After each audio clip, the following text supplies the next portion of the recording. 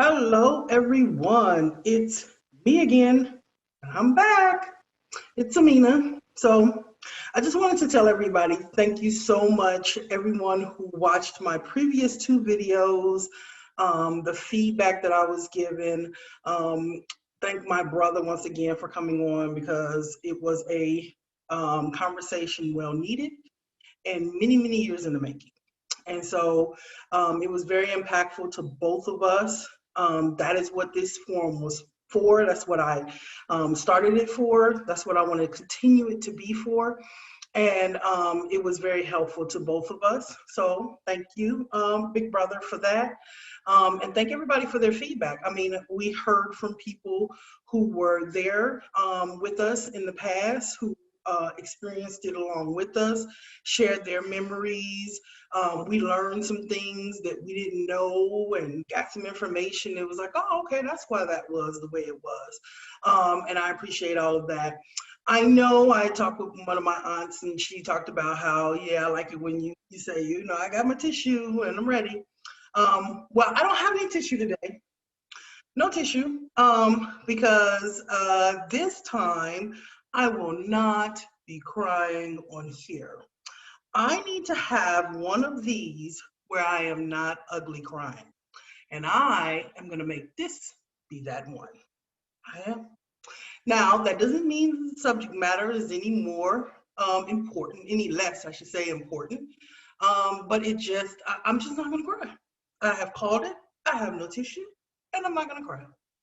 Um, but yes, I want to thank everybody. Also, for everybody who reached out and said that they want to come on. They have things that they want to talk about and things that are rooted in their past. And I want this to be that type of forum. So please, anyone who's interested in coming on, please do come on and talk it out.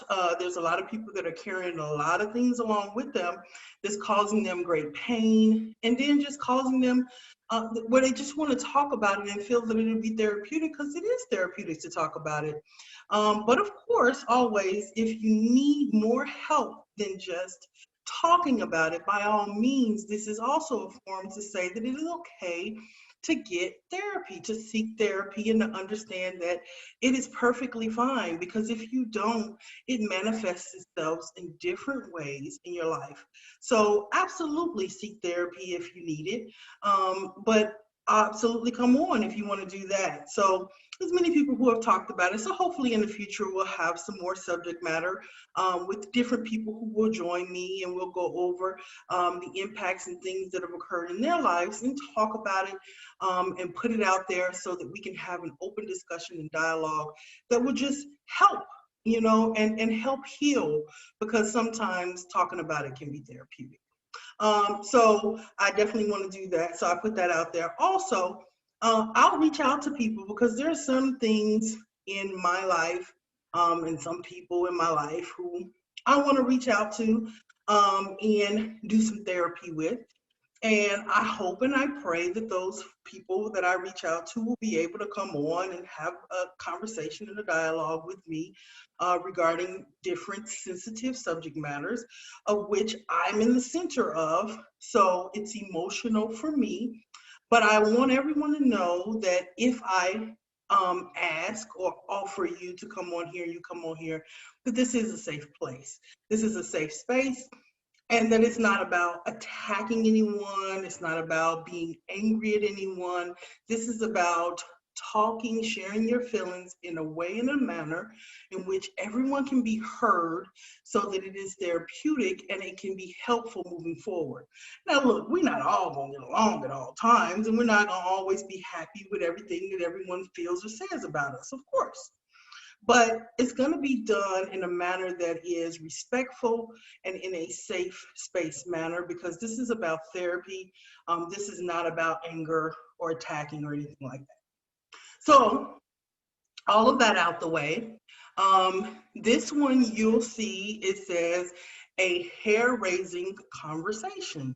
Now, I know what you guys are thinking the whole time you've been sitting here listening to me. You're thinking, oh my God, she's so cute. I know, she's cute. Um, but seriously, I know you're thinking, why she got on that hijab? Or you may say, why she got the head covering on, or scarf, or whatever you may say to call it. I am a Muslim, born, bred, and raised. But if you know me, you know that this is not my everyday attire. Like I don't wear hijab on a normal basis. I wear hijab when I am in the masjid, when I am saying prayer, when I am at a Muslim funeral, we would say it's a janazah or a Muslim funeral. But I don't wear it in my everyday life. Now, the only reason why I don't wear it in my everyday life is because I just wasn't raised that way. I was not raised to wear a hijab at all times, or a head covering or a scarf at all times. I was born after my parents were a part of the Nation of Islam. And then when you were in the nation, you definitely wore hijab, you wore head covering scarves. Women did not, girls did not wear dresses. I'm sorry, they did not wear pants, they wore dresses. So that was something that was required. Well, when I came up, because again, we discussed the fact that I'm a young thing, right? So when I came up, I was able to wear all of that. Now I couldn't wear short stuff. And my mom wouldn't let me wear shorts. I had to wear culottes because that's what they were back in that day. Even though I'm young, but so it was culottes, and I could wear those because they came to the knee, but I could not wear like shorts. But I could wear jeans and things like that. So that's what I wore. And I didn't have a head covering unless I was saying prayer or was at the masjid or everything I discussed. So I never wore it, and I actually like my hair, and I like to wear my hair in different styles and all of that. But I absolutely think that a hijab is beautiful. I think it is beautiful when women wear it, when they wear different head coverings. And I have several people whom I know, who I've grown up with and who I have friends with, who this is their everyday life. They always wear hijab no matter what, whether they're at home, whether they're out in public, whatever they're doing, they wear it. And now the reason for that is because of the fact that in Islam, it is believed that a woman is sexual and her parts as well as her hair is sexual. Now, some of you may be thinking, hair sexual? Really? Well, I can attest to the fact that it is. Oh, it is. Men love hair, and they think of it in a sexual way, and they tell you about it too. Trust me, I know. Um, and so, outside of one other part of me, it is the most commented on portion of my body, outside of one other thing. But so it is very much so. So that is the purpose of, wearing a hijab and having a covering and everything and covering up everything. Now, some people in the Arab community and everything, they believe that a woman shouldn't show anything at all. So they cover everything, including the eyes. They may have a shield over it, or they may have a piece where it's just showing the eyes, because a woman is a sexual being, and you're supposed to save all of that for your husband, not for anyone else. No one else is supposed to see it but your husband. Now, again, like I said, I greatly respect it, and I think it's absolutely beautiful.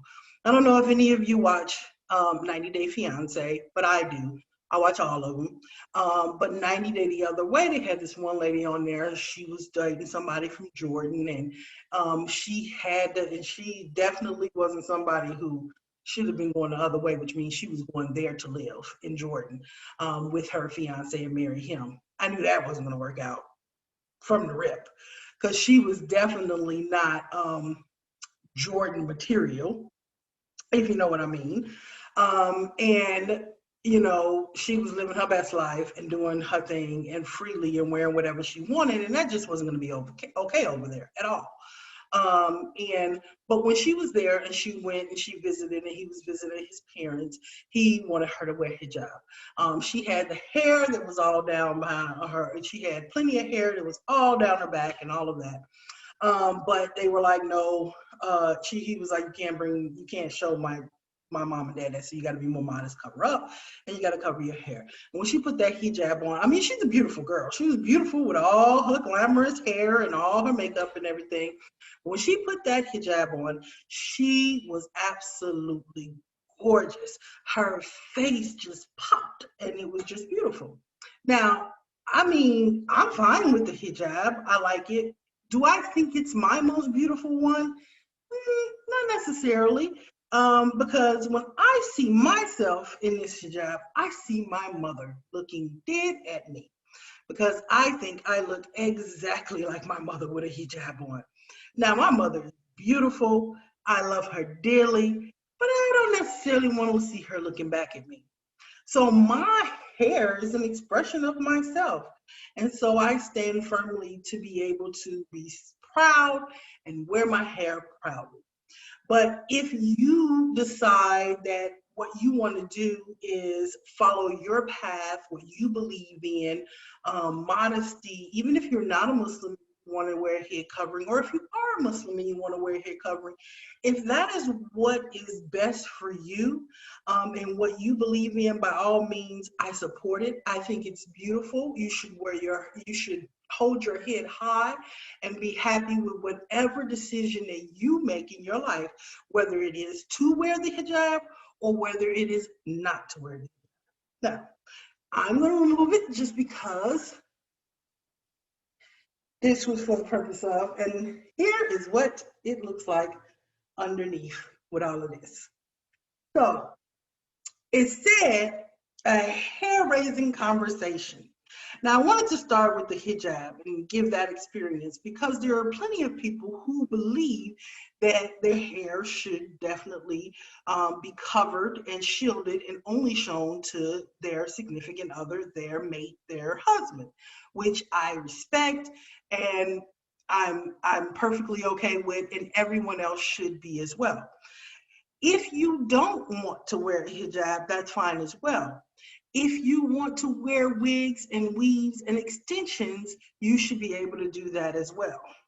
Now, I'm here to tell you that I have a grave issue with wigs and weaves and extension for the African American community. And the reason why, and I never express it, I never say why I have this issue or that I have an issue, but the reason why I never say it or never discuss it is because of the hair that I have, of what has grown out of my head. Now, we as an African American community have been face to face with the reality of racism and colorism within the African American community forever, since the inception of African Americans and Black people in the United States, and maybe even before, but definitely as long as we've been in this country. And we have manifest that into an issue within our own culture and community. Now, I am of the lighter persuasion, and I get every single time, so many times in my life, what are you mixed with?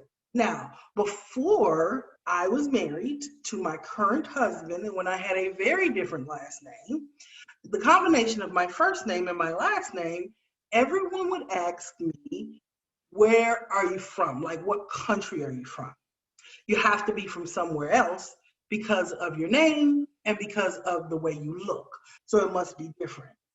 Now, by now, us as African Americans, come on now, you guys, we have to know that we come in all different shades, colors, heights, weights, everything is different because we are a melting pot of a people, right? Now, the reason why I hate wigs and weaves is because I feel that they make our girls, our young girls, become dependent on hair to be added into their head to tell them that they're beautiful, respectable, or acceptable, right? Now, you can say, well, you have the hair that you have, so you can say that you don't have a different type of hair. Well, I see people with different types of hair, and I think they're beautiful. I think they're absolutely beautiful with a natural. I think they're beautiful in the way that they are. And so do many other people, including men. If you embrace your culture, then you will be in a different position in life and the way you make people feel. Now, with everything that's going on now with Black Lives Matter and everything, and Meghan Markle coming out and Prince Harry talking about Meghan Markle's experience, because this is not just a centralized United States issue. This is a worldwide issue that has been going on since the beginning. And we are our worst enemies. And if we're asking white America, as we should, to be able to respect us, to understand us, to treat us equally, we can't tear ourselves down within our communities. Now, I don't like the fact that the wigs, the weaves, the extensions make them feel like what grew out of their head is not good enough. Now, my hair may look like this, but my daughter, her hair does not look like mine. Her hair is a combination of my hair and her father's hair, who her father's from Africa. But regardless, it's what grew out of her head. Now, when she was younger, she very much wanted to get wigs, weaves, and extensions. And I said no, because I have a serious problem and issue with it. Now, I know that there are plenty of people out there who love their wigs, their weaves, and their extensions. And by all means, rock your stuff. Like, I can't tell you what to do with your head, no more than you can tell me what to do with mine. I can't tell you how to do this or how to do that. And nobody, not me or anyone else, should make you feel bad for whatever it is you want to do with your hair, for however you want to style it, for however you want to rock it. You should be able to rock it way that makes you comfortable and that makes you happy. And if that is wigs and weaves, by all means, do your thing. But I want you to take a look at yourself and an understanding of just looking at yourself in the mirror, because, like the old adage of, Michael Jackson's song, I'm starting with the man in the mirror. I'm asking him to change his ways, and no message could have been any clearer. If you want to make a change, just take a look at yourself and make the change. So you want to take a look at yourself really strongly in the mirror and say, do I wear wigs and weaves because that's just my style? That's the way I want to rock it. Sometimes I feel like a dramatic long hair. Sometimes I feel like this, or sometimes I feel like that. And that's why I do it. But I can rock my regular hair just as proudly and walk tall and be proud of what grew out of my head just as much and easily as I can with anything that I add. And if that's the case, by all means, girl, do your thing. Rock your hair. Rock whatever it is, whether you grew it or you bought it, rock it. But if it is something that is manifesting to you because you are telling yourself that you're not good enough as you are, and that's why you're wearing the wigs and the weaves. Because I, in my life, have had plenty of people come up to me and ask that question, what are you mixed with? And my answer is, if you know me, my mom and my dad, what you mixed with? And they're like, no, but come on now. One of your parents is white. No, they're not. Well, are they Hispanic? Are they this? Are they that? No, they're both Black and they're my parents. I'm not immediate. And they're like, well, you gotta have some white in you somewhere. Well, you probably do as well. We pretty much all do. Now, yours is more immediate. Maybe, maybe not. Everybody I know is Black in my family. My mother is very fair skinned and has very long hair, but she is very much Black. And my dad is darker skinned and very much Black. So it is this is what came out. This is what I turned out to be. This is what I look like. And we should know by now that we come in all different shades. We come in we can be albino and devoid of color at all, or we can be the darkest of hue there is, and every single thing in between.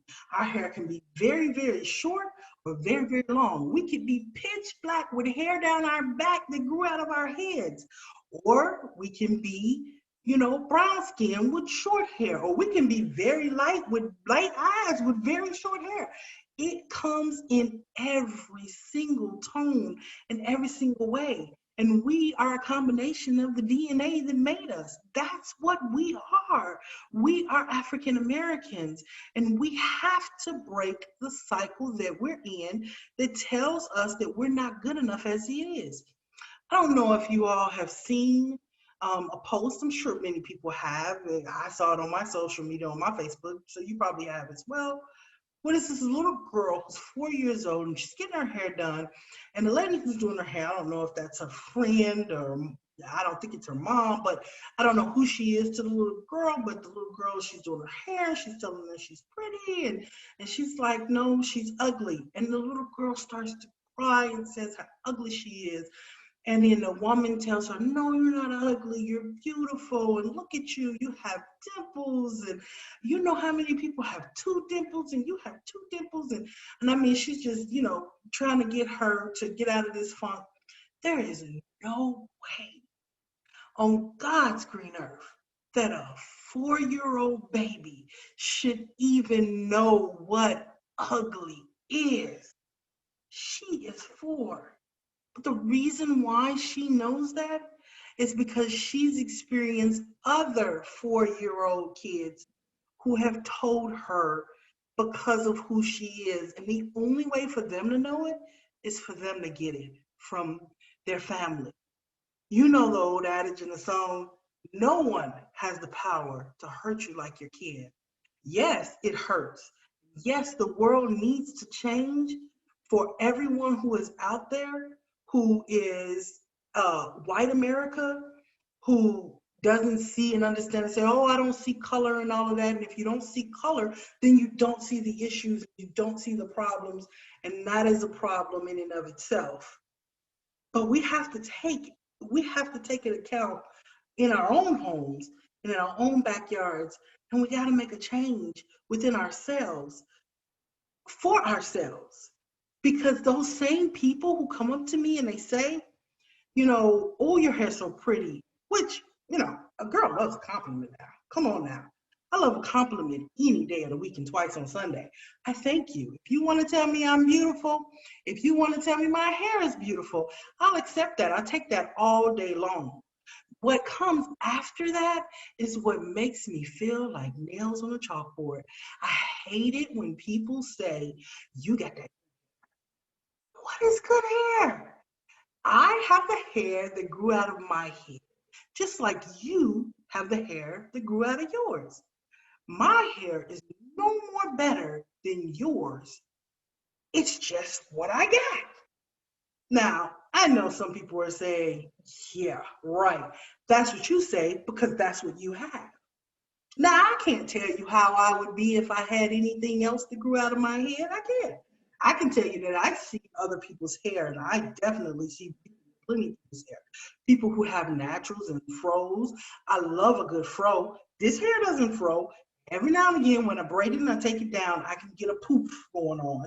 And I like it. I like the poof. I like bigness and fullness. And mine's is more laid down and it's not as big and thick. And I like big and thick. And I love the big, thick curls. And I like my hair to be a little bit longer and thicker with bigger curls so that I can have big hair, because I like it when people have the big hair. I think that's gorgeous. But it just didn't grow out of my head that way. And because I have such an adversement to wigs and weaves, I just refuse to put anything in my hair. I just refuse to, because to me it feels fake. but it also, to me, I can't stand it so much because I feel like it's it puts us in poverty. I mean, the amount of money that it costs to pay for hair, the fakeness that, I mean, it extends to everything being fake. They have fake eyelashes and fake, I mean, and I've worn eyelashes when I've been made up. I'm not a big makeup component, but I wear it every now and again. I have foundation on right now, try to even out some of the skin tone, some of these blemishes as far as bumps and stuff on my face, because I'm on camera, and you try to look your best. So of course I'm gonna put something on. So we all do it. It's nothing wrong with it. I don't have any problem with makeup. I'm not a big makeup person because A, I don't think I need it. But B, if I do wear makeup, I want it to look like I'm different. I have a very big thing about looking the same. Like, you'll probably never see me on a back-to-back day with the same hairstyle because I like to look different. And that's what I do love about my hair. I love the diversity in it because I can make it short, I can make it long.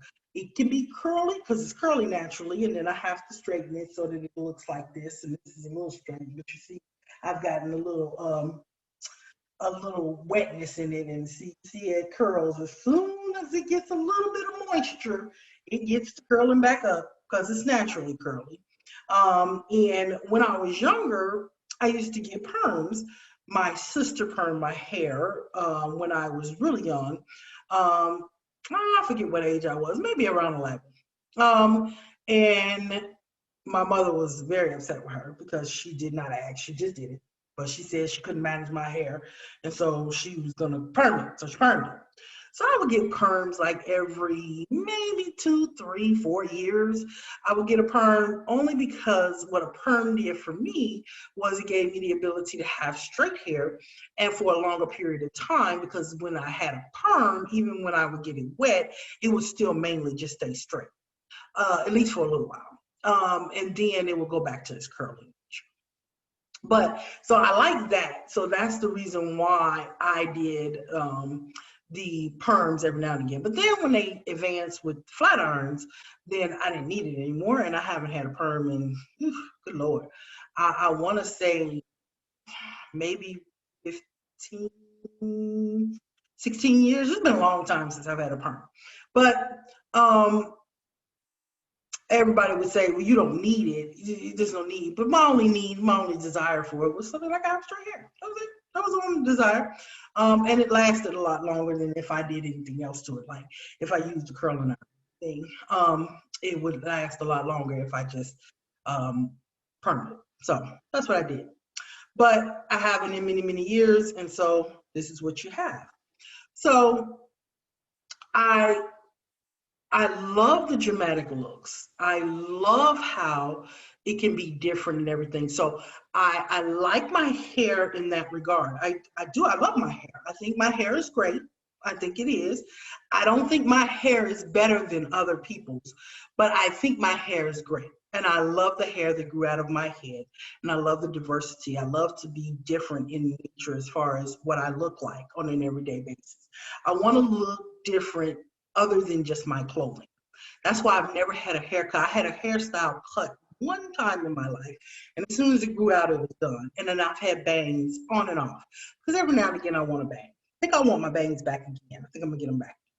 But anyway, they're just gonna be there until they grow out, because I'm not gonna maintain a look because I want to look different and have the versatility at all times. I don't want to have a dude that's just the same all the time. So, but that's me, and that's how I do. And so sometimes I think about extensions, but I just can't do it.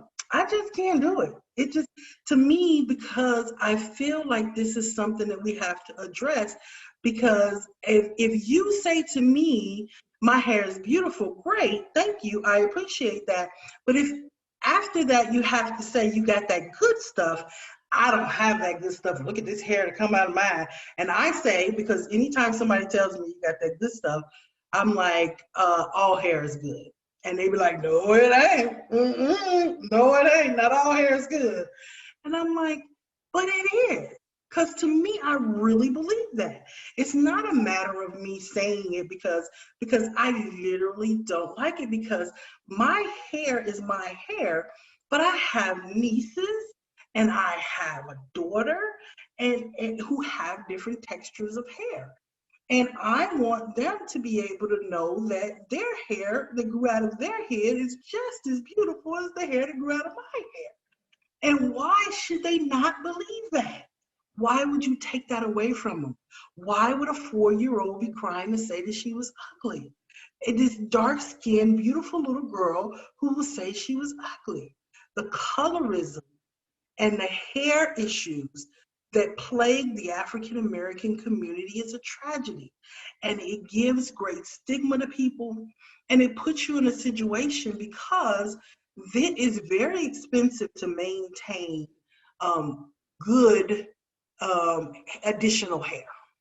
So if you want to go purchase hair that is human hair, though I've never done it, I've heard about it, that is human hair and it's great quality and all of this other stuff, it's going to cost you a lot of money. And I know and have heard there are people who put it in layaway, hair in layaway, and pay $5,000 and $10,000 money that they don't really have just to maintain a status because they feel that this is what beauty is. Now again, I have to say, I'm not judging anyone. I don't want to see, and it's the reason why this subject was a little iffy for me, because I don't want to look like the light-skinned girl with the long hair telling somebody, oh, you need to be this way, because I don't think that that should be the way it is. I think all of that is a part of a stigma that we need to break, a chain, a bad chain that we have that we are fighting amongst each other unnecessarily. There's nobody who looks like me who should think that because my hair is long and it is of a certain texture and my skin is light, that I am thereby better than this other person who is darker and the hair is shorter and their texture is different. Like, there's no way that I should ever walk among this earth thinking I'm better because of the color of my skin. That makes me no different than anyone else out there who walks. But the reason why somebody, because you'll get people who say they think that light-skinned women especially are stuck up, or that light-skinned men are soft. So you can't, light-skinned pretty boy can't be hard because he's pretty. He's too pretty to be hard. Or, there's no light-skinned, she's stuck up. Because she thinks she's better than everybody else. And there's a reason for that. And there's a reason for some of these to have those stigmas, because they've been taught in the African American community, and especially if you're in a family where one child may be of a certain hue and another child or other children are of a different color. And so then therefore they're pitted against each other and say, oh, the one who's lighter is better. Because many people of olden times, they takes you back to those slave days of the house Negro versus the field Negro, and it putting you in that situation, or the paper bag test, putting you in that situation to say, okay, you're better because you're lighter, you're better because your hair is different. But that's just not the case. I'm no more better, I'm no more attractive than anyone else on another spectrum where you have a different color, or if you're darker or anything like that. That's the chain we have to break. And I mean, it's a huge one for us in the African American community. It's a huge one for us to have to break. It really, really is. But we can do it. And I know we can do it because you can look at the children out here where you used to say back in the day, oh, you go out there and you do something wrong and your neighbor next door will whoop you, and the one down the street will whoop you. And then when you got home and you told your mama would whoop you. And now that is not the case, because now you would never see that happening, because mamas and stuff would be ready to fight somebody put their hands on their baby. You don't put your hands on it, but there's a reason why that cycle was broken. And so there is ability to break a cycle. It can happen. That's just like kids nowadays don't know how to write in cursive because they decided to take it out of school. I don't know who made that decision. That was the dumbest decision I ever know. Now these bunch of kids that print their names for signature instead of signing it. What kind of foolishness is that? But they took it out of schools, and here we have it. So chains are breakable, even the ones that are embedded in trauma and just all kinds of things. But there are people who are going out in this world and they are feeling horrible about who they are as a human being, as a person, feeling like they're not attractive enough because their nose is in a certain way, or their hair is in a certain texture, or their skin is too dark. People who are harming themselves, people who have to try to change their skin tone because they hate the color of their skin so much. When I was at the University of Iowa, go Hawkeyes, I had a friend who I worked with at the cafeteria who was a white woman who was married to a black man. And they had two children. And their children were, because, you know, when you have a black man and a white woman, or vice versa, whatever, when you have a mixed race couple that have children, their children come in all different shades as well. Some of them are darker and some of them are lighter, and some of them look more on the side of being Caucasian or white more than they look on the side of being African American. And some look very much on the side of being African American more than they look on the side of being Caucasian or white. But it just depends. We come in all different shades and colors, right? So these children look very exotic, like they were more European exotic, like Indian, Asian. Like it was just, they had a very exotic look about them. And this one girl who has started, and I don't think I was a sophomore then, and she was a freshman. And she started at the cafeteria, and she was working there, and she was a dark skinned young lady, and she wore colored contacts and braids, because at the time it wasn't a lot of wigs and weaves around at the time, but she wore braids, so she had, you know, long braids. And she had color contacts and stuff, and she was a little I don't know, in personality, I didn't really get along with her per se, but we did not get along. It wasn't like we had a problem with one another, but we weren't friends, right? And she was a freshman and I was a sophomore, but that don't mean anything. I had freshman friends when I was a sophomore, and then and upperclassmen and all. So anyway, the person I was working with, the white woman who had her children, she had brought her to work, and they were at the job. And of course I knew the children because we were friendly. And so we were talking and everything, and she was like, oh, you know, when I get older, I can't wait. I'm gonna have children with a white man so my children can be pretty. And I said, hmm? Excuse me? And she was like, yes, I want to have pretty children, so I'm going to have children with a white man. And I said, you don't have to have children with a white man to have pretty children, right? Because that's not what makes the mark of pretty children, to have them with white men. And she's like, oh, yes, it is, because all of them, always, when you have children when black and white children, they always be pretty. They always be cute. And I'm like, and I'm like, we having this conversation, and I'm like, this girl, what kind of thinking you got going on? So we talking and we having this conversation, and of course she's thinking that I'm mixed too, and I'm like, she's like, yeah, because she's like, you're mixed, and I'm like, no, I'm not. I'm mixed with my mom and my daddy, but that's about it. But and I'm like, no, baby. And so in this conversation, she says, oh yeah, because I know that I can't have any pretty babies if I have a baby with a black man. Because when I was younger, my mom took me to a store, the shopping mall, and she left me and said, nobody will ever bring you home. Nobody will ever bring you home because you're too ugly. You too ugly, and nobody will bring you home. And I'm like, oh my God.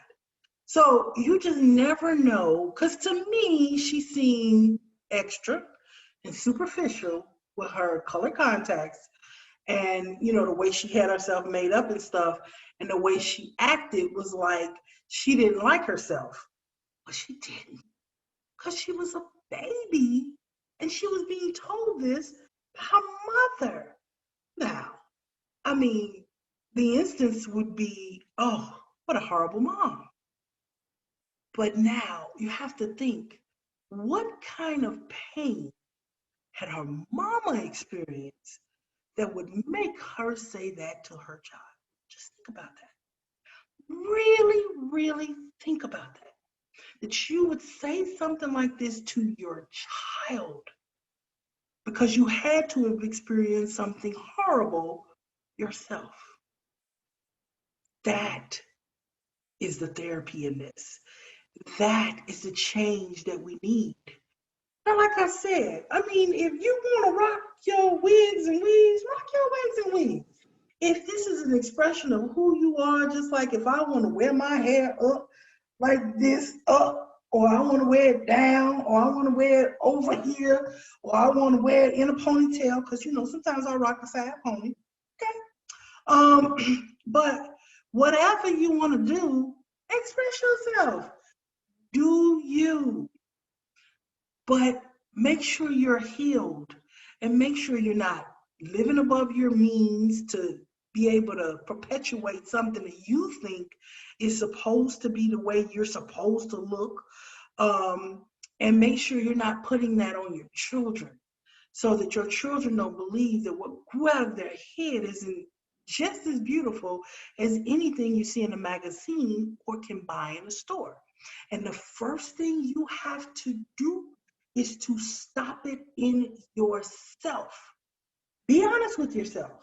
Be honest with yourself if you're a light skinned person with long hair and or curly hair, and think about the times that somebody in your family, somebody elsewhere or anywhere told you that you were better than someone else because of the color of your skin and because of your hair.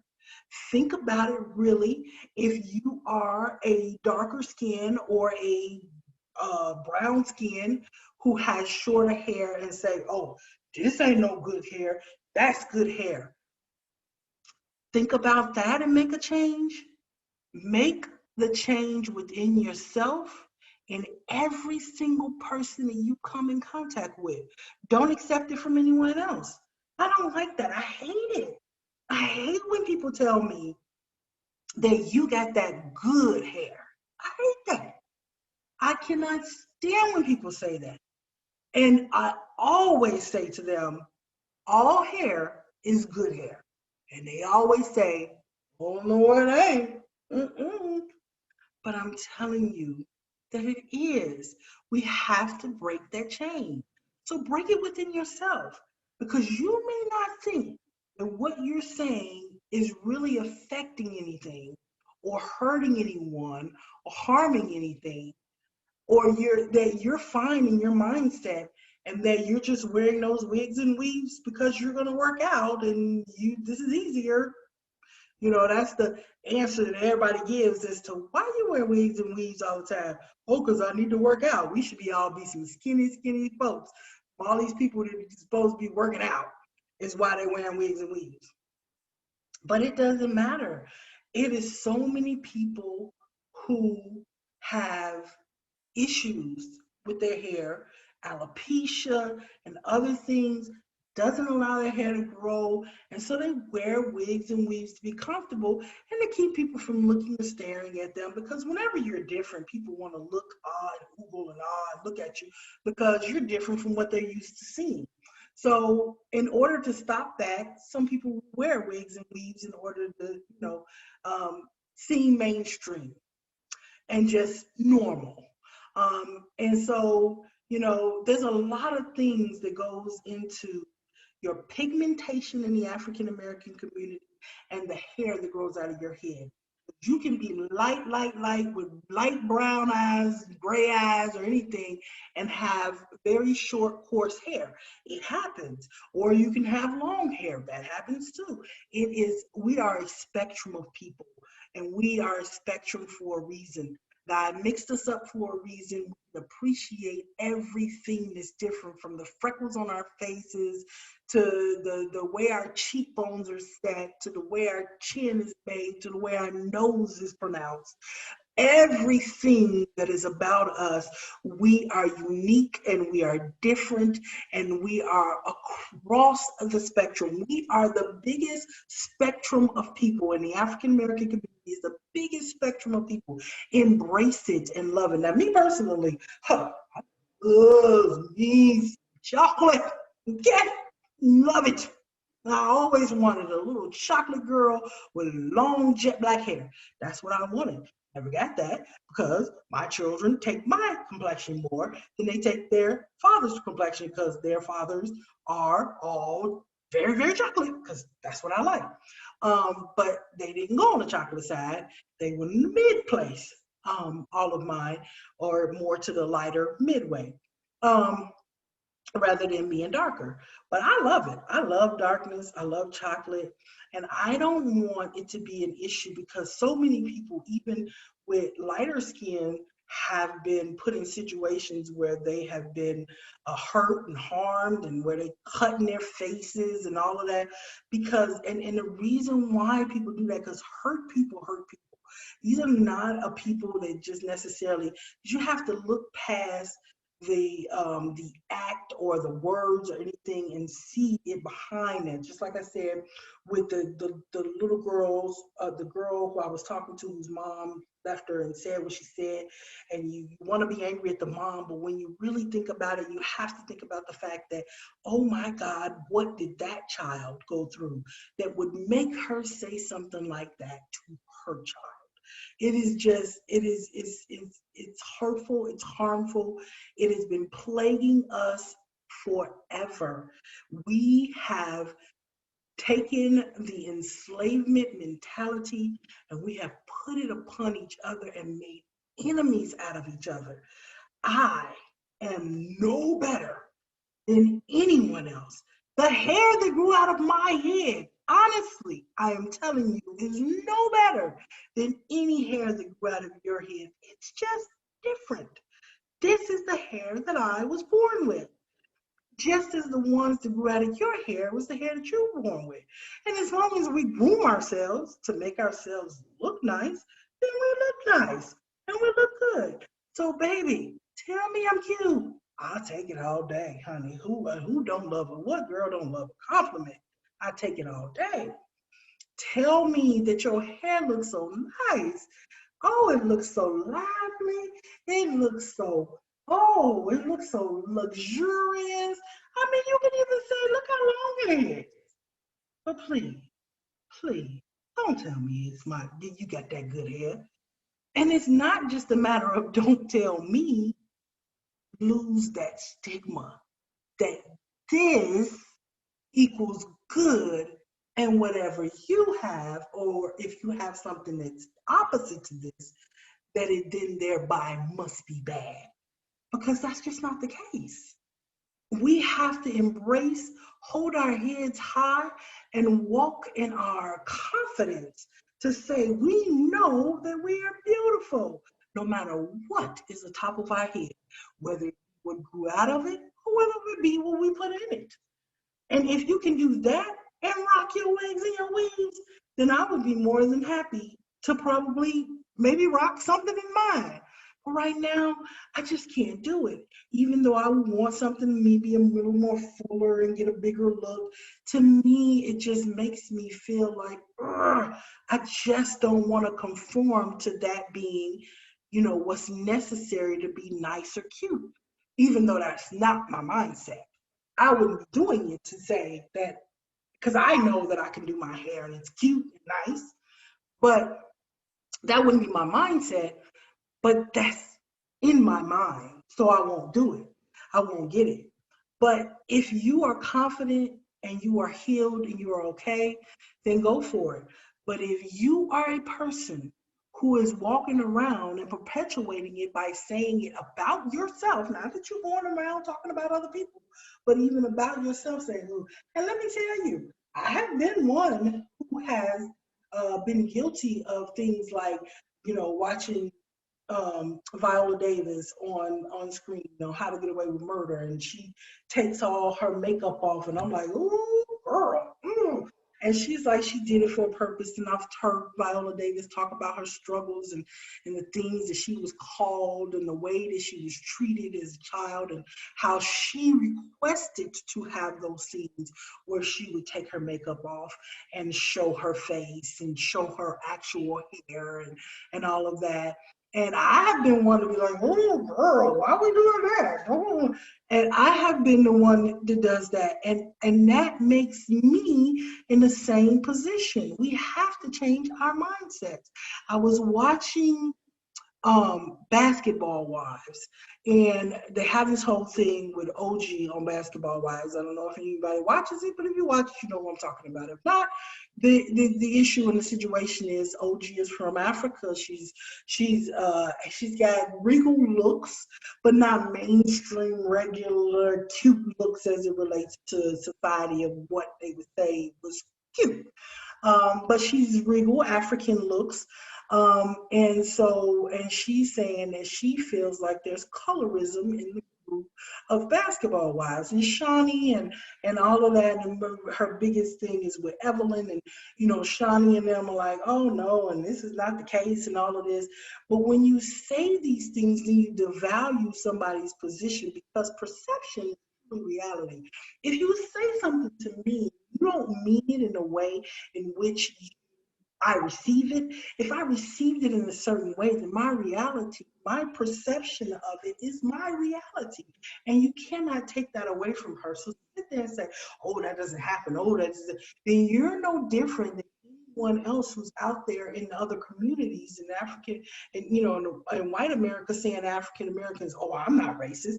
Oh, I couldn't be racist. Just like Sharon Osbourne talking about, Piers Morgan, and she's, oh, there's no way I could be racist. How could I possibly be racist? The fact that you would make that statement says that you have racism, says that you don't understand it and you don't get it. Because you cannot take away somebody's reality. You can't. You can't take away their experience and say that it's null and void because you don't see it. And OG made a statement that made me say, I never thought about it that way. Because she was saying to them, because one of the other ones, girls came over, Kristen, and was saying that, hey, I don't feel like, and she's like the same complexion as OG, and she's like, I don't see colorism. I haven't had colorism affect me in this group, like you're saying, and we're basically the same skin tone. And first of all, that's devaluing her, because just because you didn't experience it and you're the same skin tone doesn't mean somebody else is experiencing. That's like telling somebody that, if somebody was molested and you said, well, we were in the same house and I didn't get molested, so how could you have gotten molested?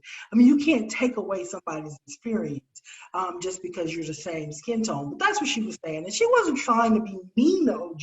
She was trying to understand, but while understanding, she was devaluing what she was saying. But when OG made the statement, she said that colorism is not just complexion, but features as well. And I said, that's interesting. Because I never ever thought of it like that.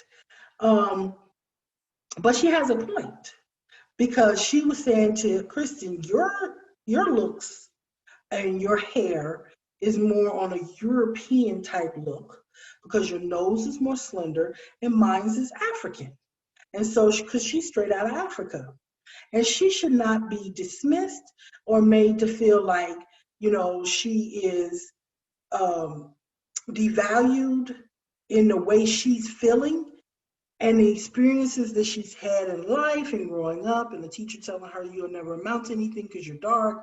And a lot of people have experienced that, because, hurt people.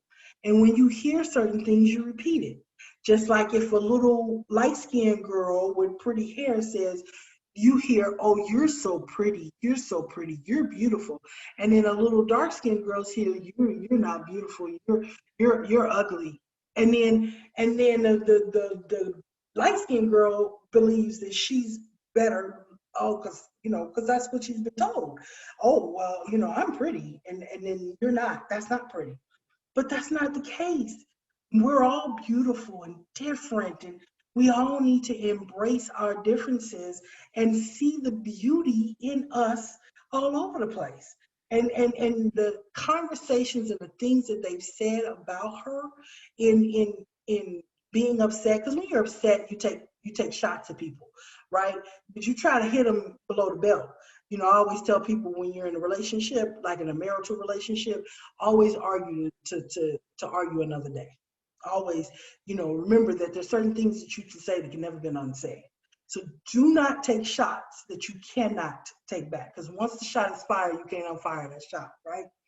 So when you're upset with somebody and you're arguing with them and they make you mad and you're angry, you just interested in getting your shot in, and you want to go for the jugular. And when you go for the jugular and you cut deep and wide in there, you taking those shots that are aimed at really and truly hurting them. And so when they would say stuff like when that fight occurred with Evelyn and an argument occurred, the things that were being said to OG was to hurt her at her physical appearance and saying that she is not attractive. Now, I mean, she may not be attractive to you or this man, but she's more attracted to this man or that man, or her body type, her skin tone. She has beautiful skin, beautiful skin. I love some chocolate, so love me some chocolate skin. But you have to see that the things that you say can be seen in that colorism type of way. And you have to understand that we all have colorism in us. You have to see that. You can't stand in there and say, oh, it's impossible. There's no such thing. I don't have any colorism. I think for me, I look at people, and like I said, I love chocolate and everything. But like I said, when I saw, Viola Davis taking off her makeup, I was like, oh, girl, I don't want to do that. So it's in us all. And that's the point. It is in us all. So to reject them and to reject her statement and to tell her that what she's saying is invalid, and to tell her that you are incapable and it's not in you and you don't possess it, is to invalidate her, and for you to be putting yourself in a position where you're thinking that you don't possess something that you do, because we all have it. It is a problem in our community. It isn't a problem in all communities that exist with African descendants or indigenous people, or in these islands and everywhere. It exists. It is in us. It's ingrained in us. This is possible for us to not exist. But what I would not allow to happen with me, and I would not allow it to happen with my child, and I would tell her, because I've had to get on her about saying stuff about people who are darker skinned and stuff. And I will not allow it to do is to fester and make you're superior to anyone else, or you're better than anyone else, or for you to make any statements or comments about somebody's looks based on, the color of their skin, or how their features, or how your eyes are set, and nose, and anything like that. I mean, it's ridiculous. It is self-harming, because no matter your skin tone, if you are talking about and belittling someone for the way in which they look, and they are African American as well, you're belittling yourself. And that's the way we need to look at this. And that's the place we need to get to. This subject is so serious, just as serious as the subject that I had from before. It's just a little different. And I told you I was going to get through this without crying, and I meant it. But seriously, I want everyone who took the time to listen to me in this video, who took the time to really, I want you to let this sit with you and really sit and understand where you're at in this colorism debate. And where you're at as far as the way in which you say not only about other people, but about yourself, and make a change. Commit to making a change so that we can change our world. So then we can go and change the rest of the world. Because yes, they have got to stop killing us. We have got to stop having to tell our boys how to handle themselves when they are coming across a police officer so that they can come home alive. We have to be able to go into this world, and a child gets into trouble, or a boy or a man, he gets into trouble, and he has to go face the judge and do all of the regular things that you have to do if you decide to go there, but not have to worry about you getting your knee, somebody putting their knee on your neck, and you beg for your life and your mother, and you die in the middle of a street. We've got to stop that. We have to. We have to stop a baby out in the middle of a park with a toy gun by himself playing, getting gunned down because an officer said they feared for their lives. We have to stop these people from being killed for running from the police and they're shot in their backs. We have to. We have to stop this. We have to speak up. But people, we have to also correct what we are doing to ourselves right here in our community. Because honey, nothing hurts like what you hear in your household. I tell you, people can tell you a million times that you are ugly in the street, but if you hear in your household every day of your life by everybody you come in contact with that you are beautiful and gorgeous and amazing, you will walk with your head high, and you will walk with a stride and a strut, knowing that you are beautiful and amazing, because it is in your household that affects you the greatest. So let's clean up our household. Let's clean up our thoughts. Don't say it. Don't think it. Don't project it. And then when you hear it, correct it. Don't accept it. Correct it. No matter who you hear saying it or doing it, correct it so that we can change our outlook, so we can change ourselves while we change the world. Again, thank you guys so much for tuning in and getting all the way to the end of this video. I hope this was a great subject. I hope this was great talk therapy. I thought it was great talk therapy. Please subscribe, share, and comment. Please comment and let me know if you think it was a great talk therapy as well. And as always, I am not a doctor. I am not a therapist. I hold no degrees or doctorates for therapy. This is for talk. This is for dialogue, to get some therapy out there. But if you need therapy, if you need to go see someone, if this has conjured up some things in you, please, I beg of you to seek it. It is okay. It is good. It is therapeutic. Thank you so much. I will be back with new topics, hopefully quicker. Life got in the way there for a little while, and then I got sick. My 2-year-old went to daycare for the first time and brought home a bug, had me and his father sick.